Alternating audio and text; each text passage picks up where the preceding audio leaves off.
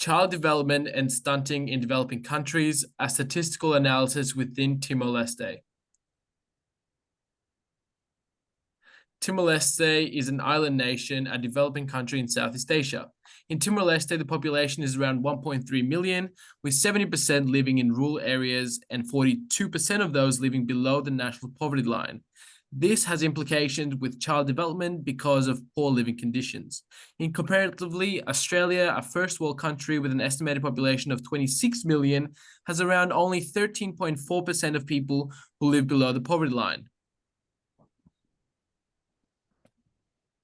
Child development in East Timor.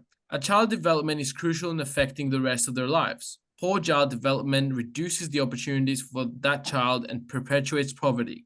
In this project, we have attempted to figure out the causations of poor child development by statistically analyzing potential factors that may contribute to poor child development, and have also evaluated the likely impact of policies that aim to improve this hindrance.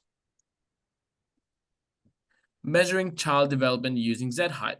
To calculate Z-height, the global mean child height of their average age is divided by the standard deviation, creating a standardized height, which is called the Z-height. Heights are a good measure of analyzing child development. A child is considered stunted if the Z-height is less than minus 2.0. That brings us to what factors might affect child development. For our regression analysis, we included the following factors, some of which appear to have a significant impact on child's height, while others not so much. And we have accounted for both binary and continuous variables to ensure even analysis. The first factor is the height of the child's mother, which is a continuous variable measured in centimeters. Common sense and logic would usually indicate to us that tall parents produce tall children. We will see if this is the case in Timor-Leste. Next, we have if the child has had adequate access to food in the last 6 months, which is a binary variable. Only 26% of children in Timor-Leste fulfilled this variable, suggesting that it could be a logically important variable in our analysis. Another binary variable of whether or not the child lives in the capital city of Dili could indicate slightly higher living standards, which may influence child's height. Gender is our next variable, binary again, with what appears to be a reversal of the typical gender height distribution, with Timor-Leste females on average being slightly taller than males. The age of the child is a continuous variable, measured in months from 0 to 60. As we know, height is logically strongly related to age. The older the child is, the taller they should be. Next is whether or not the child has suffered from diarrhea in the past week, which is a binary variable. This may be an indicator of overall health and development, along with quality of food and access to medicine. Has the child had a fever in the last week? A binary variable is also an indicator of possible poor healthcare, which can impact on height and development. The variable of whether the child's mother has received regular antenatal care after birth is binary and implies a good ability of mothers to take care of children and that the child is less likely to have developmental issues. The highest education level of the child's mother is next. For this variable, we condense multiple categories into binaries, with any level of educational attainment being achieved by a mother a factor, opposed to zero education. Is there a supply of electricity in the child's house? Again, a binary variable indicates higher living standards, meaning more access to food and amenities. Lastly, we have the presence of a quality toilet inside the child's house, which is a binary variable. Better sanitary conditions should relate to improved child development. When observing the provided data, we used a number of tests to find errors within the dataset. We deleted the following sets due to their errors, ensuring we have reliable and valid results. Our first error was an obvious outlier in the dataset. Outliers are values that are much higher or lower than the rest of the data. One of the mothers had a supposed height of 1,500 centimeters, which is obviously impossible, as no human is this tall. Therefore, we removed this column. We spotted this outlier using a box and whisker plot on the mother's height variable, as you can see on the right. This was probably caused by a data error. Our second error was an error in the data entry regarding the binary fever variable. A binary variable can only have a value of 1 or 0. Therefore, the 2 in this series is clearly an error. Thus, we removed this set. We found it by using the filter function in Excel to sort from largest to smallest and spotted this value. Our third error was a multiple category error. A maximum of one of the education values can have a 1 at a time, but this column has a 1 under all education criteria, likely due to a misunderstanding in the data entry, where the person entering the data probably assumed that a 1 should be present for each level of education that had already been completed. We found this by adding each of the education variables into a single variable and searching for any values which were neither 1 nor 0. Our fourth error was a missing value in the Z height column in row 69. We delete this column as we cannot assume or create a random variable as we are trying to decipher a trend. This error was found using Excel's find and select function. For our fifth error, we found a potential outlier in the Z height category. One child had a Z height of negative 8.70, which is far lower than the next lowest of negative 5.99. We found this outlier by using a box and whisker plot as shown on the right. We decided to delete this column as we found it highly unlikely that there will be this much of a discrepancy between the two lowest Z heights, which we calculated to be approximately a 1 in 100,000 probability and therefore excluded it due to its unreasonableness. Our sixth error involved a value outside the range of accepted values. The age variable measures the age of children in months, which can only have a maximum value of 60 or equating to 5 years. We found a value of 61 months, which is outside the range we are looking for. We therefore removed this set as they do not fall within the sample we are interested in. This was found by sorting the values from largest to smallest in Excel using the filter function. Our seventh and final error was another outlier in the mum height variable, which we found using another box and whisker plot after removing the last outlier of 1500 centimeters, as shown on the right of the slide. This was a very unlikely statistic and therefore we removed it. Now onto the data analysis. Here are some facts that we've gathered from our statistics. 46.21% of children live with improved toilet facilities. More than half of the children in Timor-Leste have to defecate in a hole every day. 65.71% of children live in a household with access to electricity.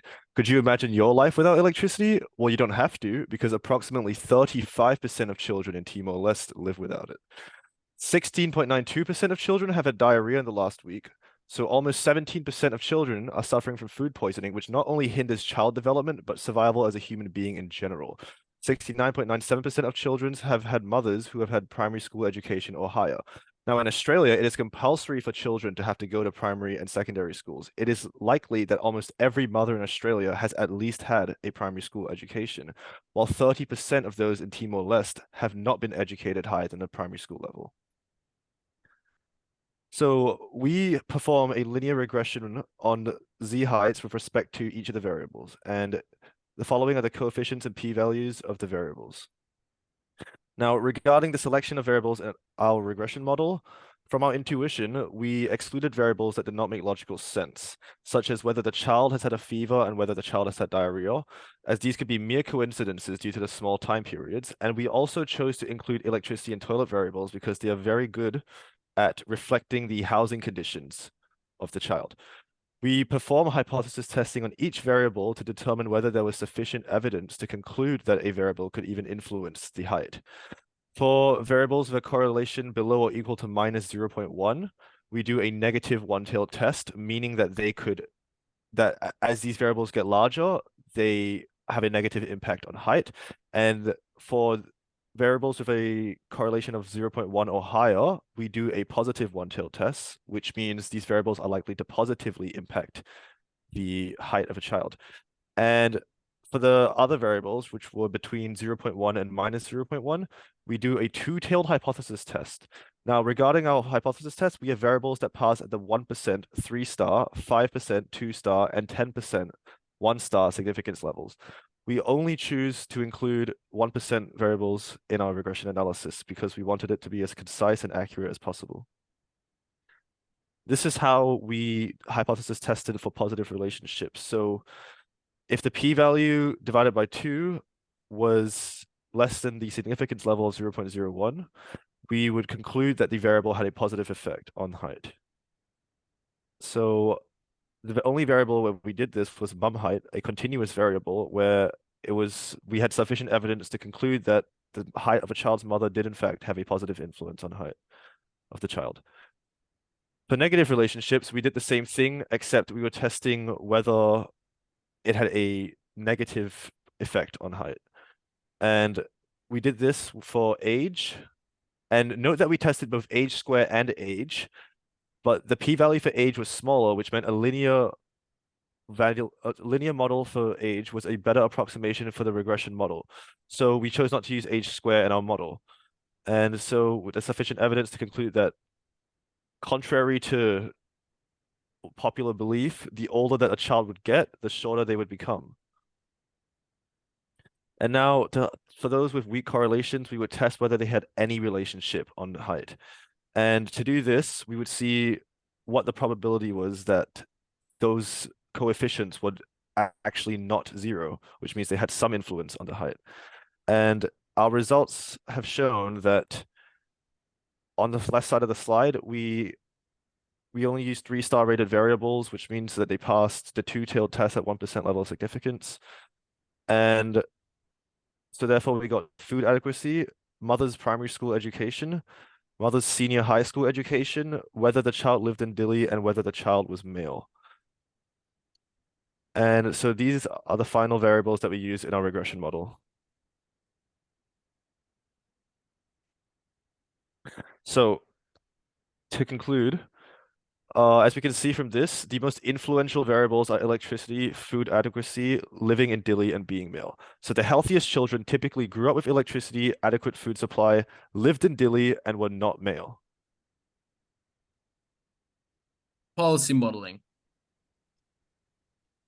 In our regression model, we found that mother's height and access to electricity had a sufficient coefficient to say that they're related to child's height. However, we found that access to improved toilets has a minus coefficient, which means there's a negative relationship to child development. However, we see that in our intuition, having an improved toilet will overall benefit the child as a whole. Therefore, we included it in our policy modeling. We're going to look at these 3 factors through our statistical analysis further on. Hypothesis testing for electricity program. We found that this factor passed the p-value testing with a 3-star rating.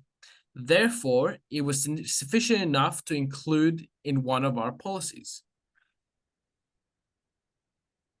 Furthermore, we found that it had a significant coefficient, and that this coefficient will increase child Z heights by 0.1664 standard deviations on average. Hypothesis testing for toilet program. This also passed our 3-star p-value testing, and there's sufficient evidence to conclude that the toilet program has a positive influence on Z height.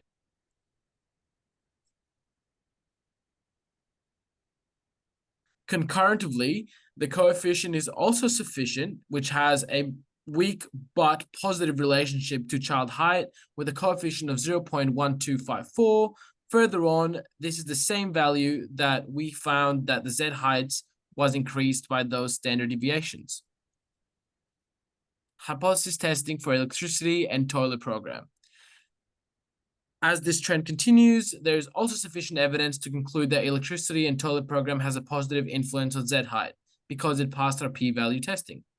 Also, we found that this had the most and largest value for its coefficient, which means it would have the biggest effect for child height, increasing the standard deviation of child height by 0.1817. To conclude our choice of program, although the combined effect of the electricity and toilet program had the greatest coefficient of 0.1817, indicating the greatest effectiveness, it is only marginally greater than the electricity program with a coefficient of 0.1664, with about 0.02 difference. If a lack of resources were an issue for supplying both toilets and electricity, then supplying only electricity seems to be more cost efficient than having to supply both utilities. Thus, it would be our selection of policy to implement first the electricity program and then both electricity and toilet. Thanks for watching.